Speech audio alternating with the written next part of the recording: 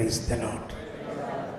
എന്നെ വളർച്ചയിൽ ഏറ്റവും സഹായിച്ച ഒന്ന് രണ്ട് ഘടകം ഈ ഇന്നർ പ്രെയർ, ആന്തരിക ലയന പ്രാർത്ഥനയിൽ ഞാൻ അങ്ങ് ചെന്നിട്ട് ഞാൻ എൻ്റെ ആഗ്രഹം അനുസരിച്ച് ഒന്നും ചോദിക്കുന്നില്ല എന്നും മാത്രമല്ല ഞാൻ പറയും, അങ്ങ് എനിക്ക് വേണ്ടി ഞാൻ ചോദിക്കുന്നതിന് മുൻപ് തന്നെ ഒരുക്കി വച്ചിരിക്കുന്ന അത് എൻ്റെ മനസ്സിന് അപ്രാപ്യമാണ്, എനിക്ക് ചിന്തിക്കുക പോലും പറ്റാത്തതാണ്, പക്ഷേ അത് എനിക്ക് തരണേ.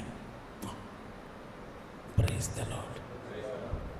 200% ഒട്ടനെ നമുക്കത് കിട്ടുകയാണ്. കാരണം ദൈവം ഇത് നമുക്ക് വേണ്ടി ഒരുക്കി കാത്തിരിക്കുക. പക്ഷെ തരാത്തത് എന്താ? നമ്മളതൊന്ന് സ്വീകരിക്കണ്ടേ? ഇപ്പം ഞാൻ നിങ്ങളുടെ വീട്ടിൽ വരണം, നിങ്ങൾ എന്നെ ക്ഷണിക്കണു, പക്ഷെ നിങ്ങൾ ഗേറ്റ് തുറന്നാലല്ലേ എനിക്ക് കിടക്കാൻ പറ്റുള്ളൂ. അതാണ് അവിടെ പ്രാർത്ഥന എന്ന് പറയുന്നത്. ദൈവം നമ്മളുടെ ഉള്ളിലേക്ക് വന്നു കഴിഞ്ഞിരിക്കുന്നു. ദൈവം നമ്മൾക്ക് ഒരുപാട് സാധനങ്ങൾ തരാൻ ആഗ്രഹിക്കുന്നു, പക്ഷെ നമ്മളത് സ്വീകരിക്കണ്ടേ? ക്രിസ്തീയ പ്രാർത്ഥന എന്ന് പറഞ്ഞാൽ ദൈവം മുൻകൈ എടുത്ത് എല്ലാം തരുന്നു. അതാ ഈശോ പറഞ്ഞത്, നീ പ്രാർത്ഥിക്കുമ്പോൾ വിശ്വസിക്കുവിൻ, നിനക്ക് ലഭിച്ച് കഴിഞ്ഞിരിക്കുന്നു. ഇതാണ് മറ്റ് വിശ്വാസത്തിലെ, നമ്മൾ മറ്റുള്ളവരെ കുറ്റം പറയല്ല, ഒരു വ്യത്യാസം മനസ്സിലാക്കണം. നമ്മളെക്കാളും എന്തോരം സഹനം സഹിച്ചുകൊണ്ടാണ് അയ്യപ്പന്മാർ മലയ്ക്ക് പോകുന്നത്, ആണോ ഇല്ലയോ? അവരുടെ ആ പ്രാർത്ഥനയും അതിനുവേണ്ടി അവർ ചെയ്യുന്ന ത്യാഗങ്ങളും സഹനങ്ങളും, അതുപോലെ മുസ്ലിം സഹോദരന്മാർ എത്ര കർക്കശമായിട്ട് കണിശമായിട്ട് അവർ ഉച്ചയ്ക്ക് നോയമ്പ് നോക്കി പ്രാർത്ഥിക്കുന്നു. നമ്മളൊക്കെ കുഞ്ഞായിരുന്നപ്പോൾ സ്കൂളിൽ വെള്ളിയാഴ്ച ദിവസം ഉച്ചയ്ക്ക് ഇടവേള കൂടുതലാണ്. എന്തിനാ? കണ്ടോ, ഗവൺമെൻറ് തന്നെ സമയം മാറ്റിയിരിക്കണം. ആർക്ക് വേണ്ടി?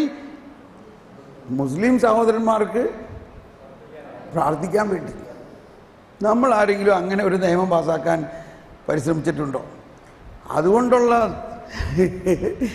എന്തുണ്ടായിട്ട് ഓർക്കണം. അപ്പോൾ വെള്ളിയാഴ്ച നമുക്കാണെങ്കിൽ വെള്ളിയാഴ്ച രാവിലെ കുറച്ച് നീണ്ട കുർബാനയും അത് കഴിഞ്ഞിട്ട് കുറച്ച് നേരം ഈശോനെ എഴുന്നള്ളിച്ച് വെച്ച് ആരാധന കഴിയാണ്ട് നമുക്ക് പള്ളിയിൽ നിന്ന് പോകാനും പറ്റില്ല. അപ്പോൾ സ്കൂളിൽ വെള്ളിയാഴ്ച നേരത്തെ തുടങ്ങുന്നത് കൊണ്ട് ഞാൻ എപ്പോഴും വെള്ളിയാഴ്ച സ്കൂളിൽ ചെല്ലുമ്പോൾ സമയം വൈകും. ഇവിടെ ആരാധന കഴിയാണ്ട് നമുക്ക് പോകാനും പറ്റില്ല. ഒരു അമ്മുക്കുട്ടി ടീച്ചറാണ്, അവരൊക്കെ മരിച്ചുപോയി. ഒരു വലിയ ചൂരൽ വടി ആയിട്ടിങ്ങനെ വാതുക്കെ നിൽക്കായിരിക്കും. മിക്കവാറും എല്ലാ വെള്ളിയാഴ്ചയും ഈ വൈകി വരുന്നതിന് എൻ്റെ കാലിൻ്റെ ഈ വണ്ണക്കുടത്തിന് 2 അടി കിട്ടും. അന്ന് അത് വളരെ വിഷമത്തോടു കൂടിയും ആണ് സ്വീകരിച്ചതെങ്കിലും പിന്നീട് കാലത്ത് എനിക്കതിൽ ഭയങ്കര ഒരു അഭിമാനം തോന്നി. Praise the Lord. എന്തിനെ പ്രതിയാണ് ഞാൻ ആ അടി സ്വീകരിക്കേണ്ടി വന്നത്? ഈ കർത്താവിനെ ആരാധിക്കാൻ വേണ്ടി അരമണിക്കൂർ ഇരിക്കേണ്ടി വന്നത് കൊണ്ടാണ്. അങ്ങനെ ഈ പ്രാർത്ഥനയ്ക്ക് വേറെ ചില മാനങ്ങളുണ്ട്. നമ്മൾ ആഗ്രഹിക്കണതും ചോദിക്കണതും അല്ല ദൈവം അതിനേക്കാൾ. അപ്പം നമ്മളുടെ പ്രാർത്ഥനയിൽ ഉണ്ടാകേണ്ട വലിയ ഒരു ഉയർച്ച, വ്യത്യാസം, ദൈവം നമുക്ക് വേണ്ടി ഒരുക്കി വച്ചിരിക്കുന്നത് സ്വീകരിക്കുക എന്നതാണ് പ്രാർത്ഥന. മറ്റ് മതങ്ങളുടെ പ്രാർത്ഥനയും നമ്മുടെ മതത്തിൻ്റെ പ്രാർത്ഥനയും തമ്മിലുള്ള ഏറ്റവും വലിയ വ്യത്യാസം, അവർ പ്രാർത്ഥിക്കാൻ ചെല്ലുമ്പോൾ ചോദിച്ചു തന്നു. പക്ഷെ നമ്മൾ പ്രാർത്ഥിക്കാൻ ചെല്ലുമ്പോൾ പ്രാർത്ഥിക്കുന്നതിന് മുൻപ് തന്നെ കർത്താവ് നമ്മുടെ നേരെ വെച്ച് നീട്ടുകയാണ്. എന്താ നീട്ടുന്നത്? ഇത് ഞാൻ നിനക്ക് നൽകുന്ന എൻ്റെ ശരീരമാകുന്നു, രക്തമാകുന്നു, നീ ഇത് സ്വീകരിക്കുവിൻ.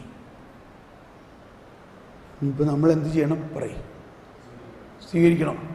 ഒന്ന് കൈ നീട്ടിയേ, അത് സ്വീകരിക്കാൻ വേണ്ടി യാചനാരൂപത്തിലൊന്ന് കൈ നീട്ടിയേ. കണ്ടോ, ഈ കൈ നീട്ടുന്നതാണ് നമ്മുടെ ക്രിസ്തീയ പ്രാർത്ഥന. ഈ കൈ നീട്ടി തന്നെ പിടിച്ചോ. ഇങ്ങനെ കൈ നീട്ടുമ്പോൾ എന്തുദ്ദേശത്തിലാണ് കൈ നീട്ടുന്നത്? എന്ത് കണ്ടിട്ടാണ് കൈ നീട്ടുന്നത്? നമ്മുടെ നേരെ കൈ നീട്ടി നിൽക്കുന്ന കർത്താവ് നമ്മുടെ നേരെ കൈനീട്ടുകയല്ല, നമ്മുടെ നേരെ തൻ്റെ ശരീരവും രക്തവും അഥവാ തൻ്റെ ജീവൻ വെച്ച് നീട്ടിക്കൊണ്ട് നിൽക്കുകയാണ്. ഇത് നീ വാങ്ങുവിൻ. Praise the Lord. അപ്പോൾ നമ്മൾ പ്രാർത്ഥിക്കുമ്പോൾ എല്ലാ പ്രാർത്ഥനയിലും മനസ്സിലാക്കേണ്ടത് നമുക്ക് കിട്ടി കഴിഞ്ഞിരിക്കുന്നു.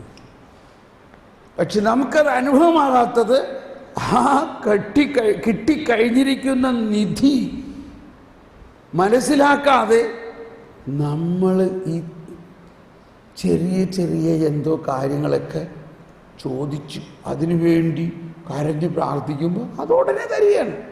പക്ഷെ നമുക്ക് എന്താ നഷ്ടപ്പെടുന്നത് ഇവിടെ? ഈ കർത്താവിൻ്റെ എന്താ പറയുക, അവർണ്ണനീയമായ ദാനം.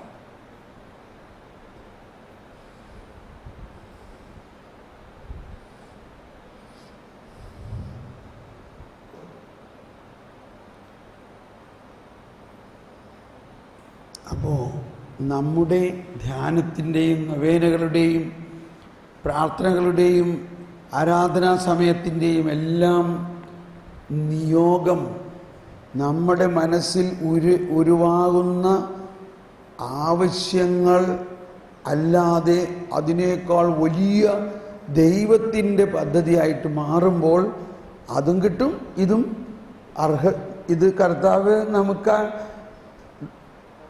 നല്ലതാണെങ്കിൽ തരും. അത് കൊടുത്താൽ അവന് ദൂഷ്യമാണെങ്കിൽ തരില്ല. ഓക്കെ, അപ്പം നമ്മൾ ഇനി ഇതിൻ്റെ ബേസിക്. അപ്പോൾ ഒന്ന് നമ്മൾ മനസ്സിലാക്കി, പ്രാർത്ഥനയിൽ ഇതൊക്കെ ഞാൻ പറയുമ്പോൾ എൻ്റെ അനുഭവം ഞാൻ നിങ്ങളോട് പറയാണ് കേട്ടോ. ഇത് മുഴുവനും എൻ്റെ സാക്ഷ്യമാണ്. ഇതിലൂടെ നിരവധി പേരെ സഹായിക്കാൻ പറ്റിയിട്ടുണ്ട്. ഒരുപാട് കന്യാസ്ത്രീമാരുടെ ധ്യാനങ്ങളും അച്ഛന്മാരുടെ ധ്യാനങ്ങളും ഈവൻ ബിഷപ്പുമാർ പോലും ഇപ്പോഴും എന്നോടിങ്ങനെ പല കാര്യത്തിനും ചോദിക്കുക, എങ്ങനെ പ്രാർത്ഥിച്ചാലാണ് ഈ കാര്യം നടക്കുക, ഇങ്ങനെ നടക്കുക. അപ്പോൾ ഇതിലെല്ലാത്തിനും പറയാനുള്ള ഒറ്റ ഉത്തരവുള്ളൂ, ദൈവൈക്യം. ദൈവൈക്യം ഒറ്റ ഉത്തരവുള്ളൂ. എന്താ വേണേ? ദൈവൈക്യം.